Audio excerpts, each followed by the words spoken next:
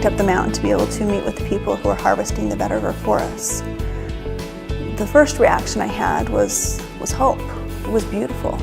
It was lush and green. It was very different from what you see in the cities in Haiti. The next thing I really noticed was how hard they work. Their calloused hands, their weathered faces, but they took pride in their work.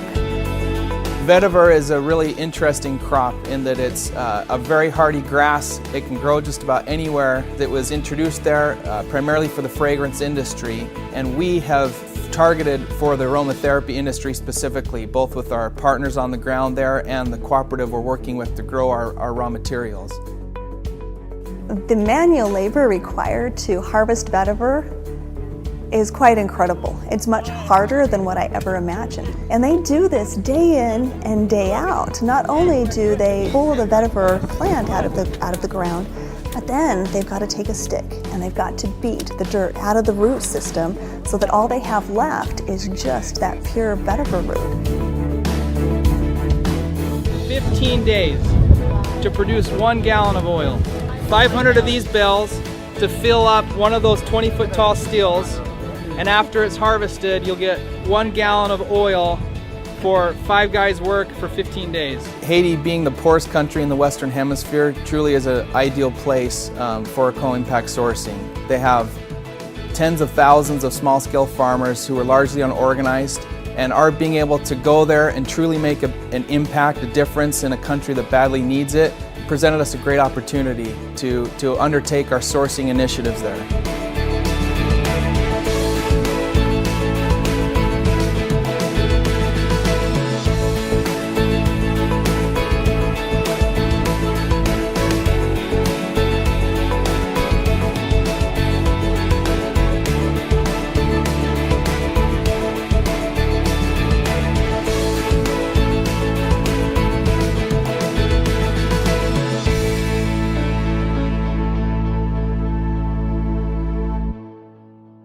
Planifier sous quantité vétiver qui pour et récolter.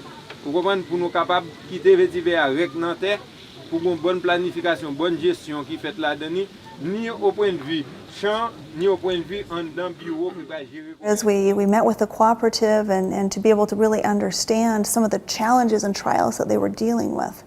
First of all is that the income that they were receiving was not sustainable.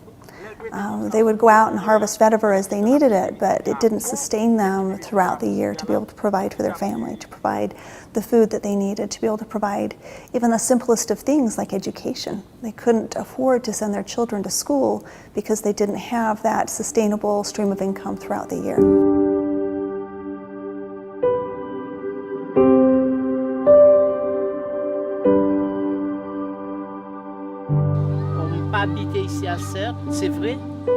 Today we had a great meeting. They proved to me personally, I even cry after hearing certain things, you know, that makes me more motivated to have those people working very hard in the vetiver field to make it a better life. Even if I have a distillery and I don't have those people, I won't be able to work.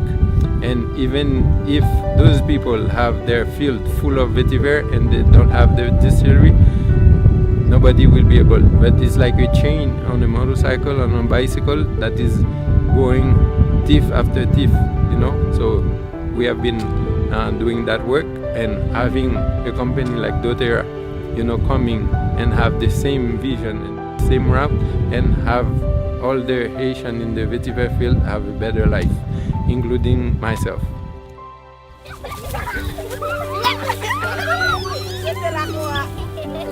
What touched me the most as we met with them is to discover that they had no access to clean water, that they were traveling for 3 hours every single day to be able to collect water that wasn't even drinkable.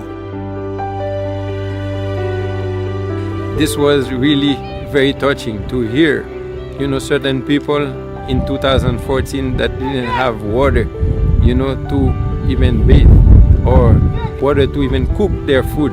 They have to walk hours from where we were to get a single gallon of water.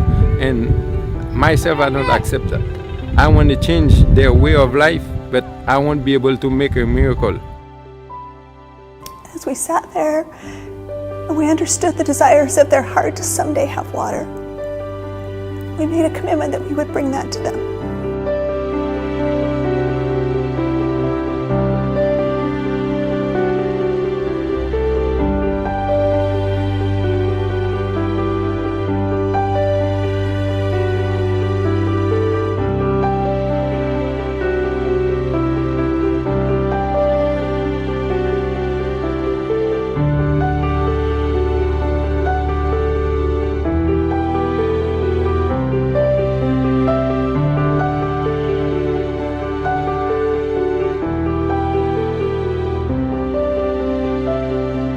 We can make a difference. We can do that because that's what we stand for.